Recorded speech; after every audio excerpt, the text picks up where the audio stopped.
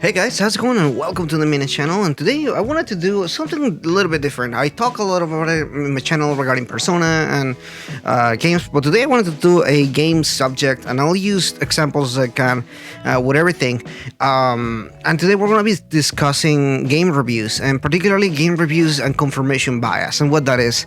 Let's go ahead and get started with this. So the other day I was doing a podcast with Spencer from Shin Megami Tensei Network, and we were talking about the best games of this year so far, and what we think about which ones are the best ones for us and everything like that. It was a really good podcast. If you're gonna check it out, definitely.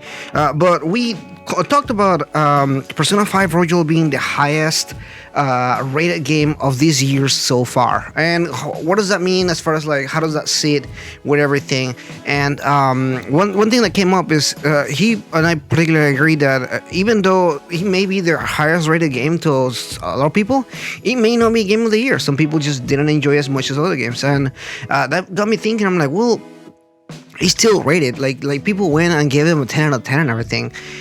So how does that work as far as like reviews and everything? Because when you review a game, or a reviewer, like me, when I play a game and I review a game and everything, usually like people usually want to see like a number, big number next to it, and kind of see like, oh, how is this game compared to this other game, or how is this game compared to itself within the franchise, or a lot of different aspects that you can see. And honestly, like the whole aspect of actually putting a number on a game is in and of itself a little bit tricky, because a lot of things can happen with the rating itself. Well, like how is the rating important opposed to everything else within the game? You can break down a game in different aspects, whether it's the gameplay or the story or the graphics or the sound production or the quality of the game itself. There's all different aspects that you can look at. And I feel like a lot of people sometimes when they watch a reviewer, or when they want to watch a review, they usually want to confirm what their investment on that game was, opposed to finding out how good or bad a game was. For example, like let's say that you spent $100 in a game, you bought the collector's edition, and you play the game, and the game is really good. You actually enjoy the game quite a bit. It's maybe not a 10 out of 10, but it's definitely a game you enjoyed, and you feel like, okay, well now that I'm playing the game myself, I'm like, yeah, I like this game, but what about other people? Are the other people enjoying the game? I want to see whether the game is actually worth my $100 purchase, because I want to make sure that I made the right decision. Although you yourself had enjoyed the game, you still want to see other people enjoying the game too, to make sure that the game purchase that you did was a good purchase, and therefore you have a good taste in the game that you did. That is a confirmation bias. That basically means that you are trying to confirm my own bias by reevaluating it with what other people say. For example, let's say that the opposite happens. You play this game and you hated this game, and you go on the internet and everybody's also hating on this game, and so therefore your decision to hate on this game is 100% good, and you feel good about hating on this game because other people are also hating on it. Therefore it makes it okay, kind of thing. Situations like that happens all the time. Gaming is interesting in that aspect because it's a herd mentality. That's how it is and everything. When I rate or review a game, I usually try to break it down on different aspects, give you both pros and cons and everything. But I don't think this is you're gonna ever be able to be 100% not biased on a game, even as a reviewer. And I've seen like a lot of people argue on this thing at all. Well, like, can a reviewer actually be non-biased? And there's a lot of different aspects why I don't think so. First of all, we all have a preference thing. We all have different preferences when it comes to different stuff, whether it's the kind of games that you like to play, whether it's whether you're playing this on an Xbox or on a PC or on a PS4 or whatever. Whether it is about the company that you're playing the game from. For example, if I'm playing a game from Atlus, I'm probably gonna be pretty positive about it because I love Atlus games. That's my niche company. Or opposed to if I were to play something, let's say for Activision, and Activision hasn't done a good game in some time, and I'm like, well, I don't know if this game is gonna be good because it's coming from Activision. So you have all these different aspects that you look at.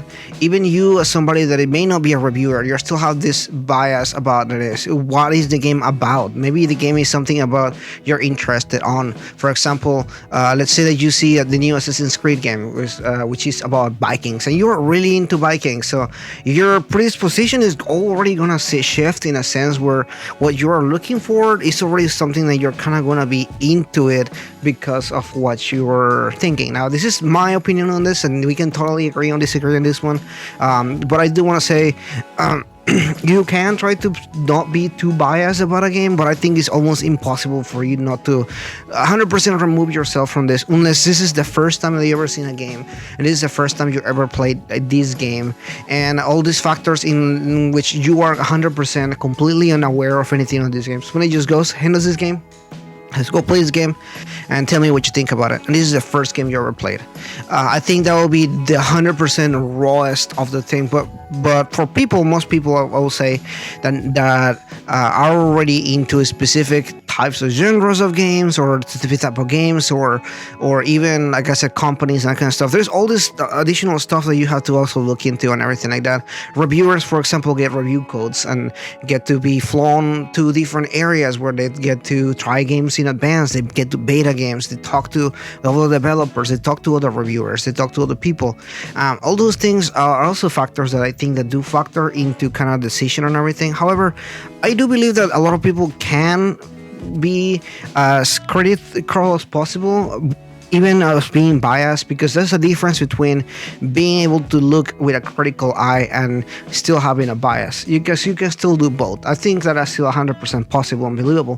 For example, I love the Persona series and I talk about it all the time on my channel. I talk about Shin Megami Tensei in my channel a lot.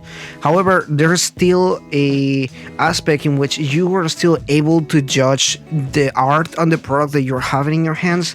Although you may have a bias to it, you can still decompose it and break it down and see what parts of the game were good and what parts of the game bad. Am I still gonna be a bias? Yeah, I'm still probably gonna have a bias on it.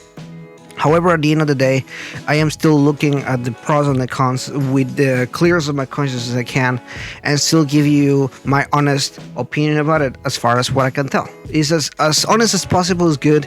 However, again, you can still be aware of being a bias and still kind of try to get your best and to get your point across on whatever, maybe.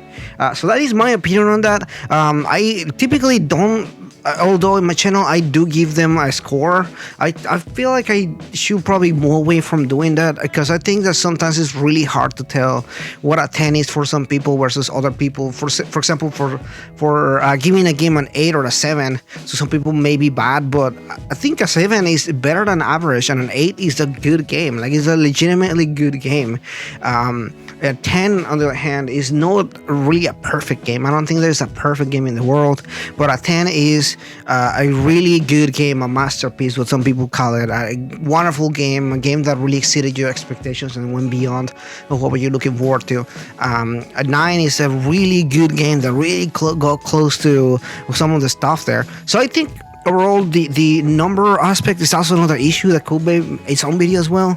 But let me know in the comments below what do you think about my discussion video today, and what are your thoughts on this? Do you like reviewers? You know, watch reviewers? I know a lot of people that watch reviewers because they want to see about buying a product, but it's also, again, a lot of people that watch videos because they want to confirm that whatever the purchase might be may be the correct choice. Anyway, that's it for today. If you're new, please consider liking and subscribing, and I'll see you guys next time.